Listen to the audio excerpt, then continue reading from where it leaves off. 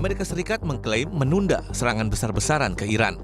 Keputusan itu disampaikan Donald Trump dalam unggahan di Truth Social pribadinya.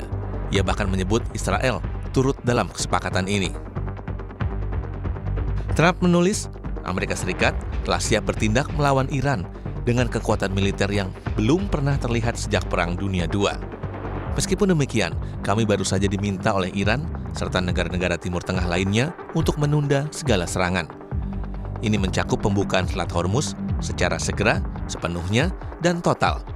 Demi kepentingan dunia, saya setuju untuk membatalkan serangan, tulis Trump.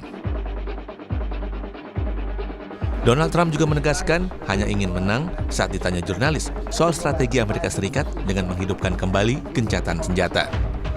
Menurut Trump, Iran tidak lagi punya angkatan laut dan udara, serta meyakini kemampuan Iran sekarang sangat lemah. We just want to win. We don't want to have them. It's very simple. They cannot have a nuclear weapon. Iran will not have a nuclear weapon, and they can't have a nuclear weapon. If they did, the Middle East would have been wiped out by now. Analis bilang peran AS Iran berada pada titik kritis dengan potensi eskalasi lebih lanjut. Kondisi ini seiring pola serangan bolak-balik kembali berlanjut di tengah harapan untuk berakhirnya konflik. From the Iranian point of view and perspective, as much as they can enlarge the war in terms of the compass, in terms of the geographical areas that the war is taking place into it, is actually going to be a leverage for them. To them, an isolated war, which is only taking place between Iran, United States, and Israel, is actually an advantage for the United States. But a war that has a regional-wide effects is an advantage for Iran because it triggers the fear of the spread of the chaos, the fear of the instability, in both security-wise and energy-wise. Sementara pakar hubungan internasional, Teguh Reza Shah menilai pernyataan Presiden Donald Trump yang membatalkan rencana serangan terhadap Iran lebih merupakan bagian dari perang informasi atau strategi deception.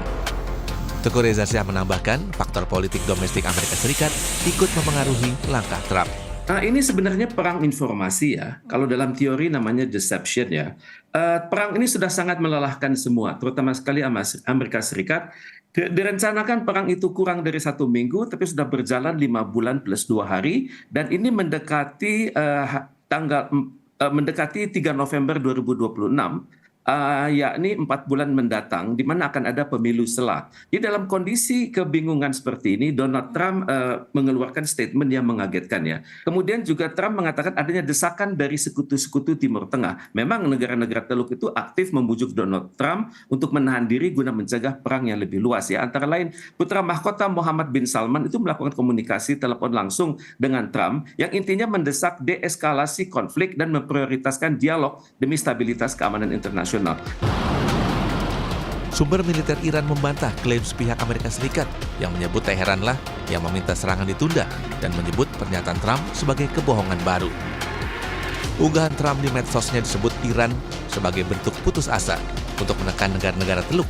Angkatan bersenjata Iran bahkan menyatakan tetap siap siaga.